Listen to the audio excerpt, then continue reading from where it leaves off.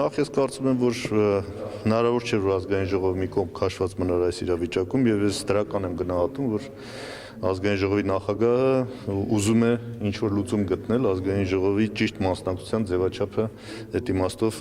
գտնելով։ Եվ մենք առաջարկեցինք, որ դրա լուծումներից մեկը ստեղծված վիճակում, որտեղ քառորյայի օրակարգը արդեն պարզ է, արտահերթ նիստն է, արտահերթ նիստում քննարկվի ստեղծված իրավիճակը եւ ազգային ժողովը կարողանա իր դերակատարությունը հստակ ունենալ այս խնդիրների հետ կապված։ Տարբեր մոտեցումներ կան, դիրքերը բնականաբար գնահատումների առումով տրամագծորեն հակառակ են ընտրությունների արդյունքների հետ կապված, բայց մի գլխավոր հարց կա, պարզ է, որ երկրում առկա է շատ լուրջ դժգոհություն։ Դա բոլորն են ընդունում։ Եվ եթե դժգոհության լուծումները չգտնենք համատեղ, ուրեմն մենք մեր դերի մեջ չենք, լինի մեծամասնություն, թե ընդդիմություն։ Առաջարկի հիմքում ընկած էր այն, որ պետք է կարողանանք իսկապես մեկ ճանապարհ գտնել երկուսով միասին, որ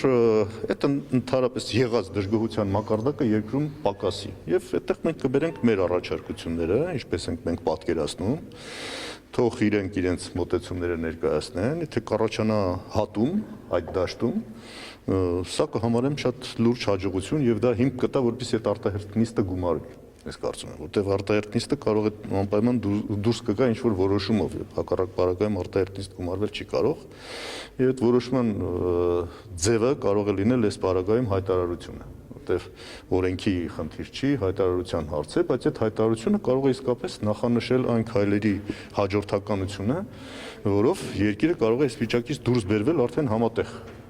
ջանքերի շնորհիվ, որը կարծում եմ շատ լավ նախադեպ կլինի։ Եթե այդպիսի կամք քաղաքական այս պարագայում մեծամասնությունը դրսևորի։ Պարոն Ռուստամյան, իսկ չեք կարծում, որ շենք տեղափոխելով այդ դժգոհությունների քննարկումը կամ ինչ-որ հայտարարություն ունենա եւ այլն, այդպիսով ինչ-որ ձևի նպաստվում է շարժման մարելուն կամ դժգոհությունների մարելուն։ Չեմ կարծում, ես շարժումը իր ընթացքով գնում է, ազգային ժողովը այդ շարժումից մի կողմ չպետք է մնա։ Այս ամենի նպատակը դա է, շարժումը հենց եթե չլինի, այդ բաները չեն կարող տեղի ունենալ։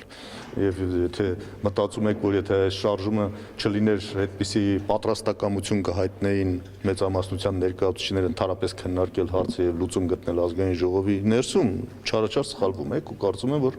ամբողջ մեր անցած ճանապարհն էլ դա է ցույց տալիս։ Եվ սա շարժման հաջողությունն է։ Սա ոչ թե շարժումը պետք է դրանով մարի կամ այս դաշտից դուրս մղվի, դա փոխարինվի ազգային ժողովի քննարկումներով։ Դա չի խնդիրը։ Այս շարժման ձեռքբերումները պետք է լինեն հանգրվանային։ Մենք միշտ էլ ասել ենք, շարժումը, եթե մտածում ենք այսօր եւ ամեն ինչ ստանալու տրամաբանությամբ պետք է լինի, սա առճակատման տանող ճանապարհ է։ Մենք այս ելույթում էլ երբ որ եղավ հանրահավաքում այդ տրամաբանությունն ենք շեշտել։ Սա երկարատև եւ ստեղծագործ աշխատանք պահանջող ճանապարհ է եւ շարժումը դա պետք է դրան պետք է պատրաստ լինի։ Շարժումը պետք է կառուցվածքով, ղեկավարումով ճիշտ տրամաբանված ընթացքի մեջ լինի եւ փուլ առ փուլ ժողովրդի իշխանությունը հաստատելու նպատակին ընթանա։ Դա տեղի ունենալու տարբեր մեթոդներով, ազգային ժողովում համապատասխան քայլեր կատարելով, բոլոր այն մակարդակներում, որտեղ ժողովրդի իշխանության հաստատման առիթ եւ հնարավորություն կա, դա օգտագործելով եւ իրականացնելով։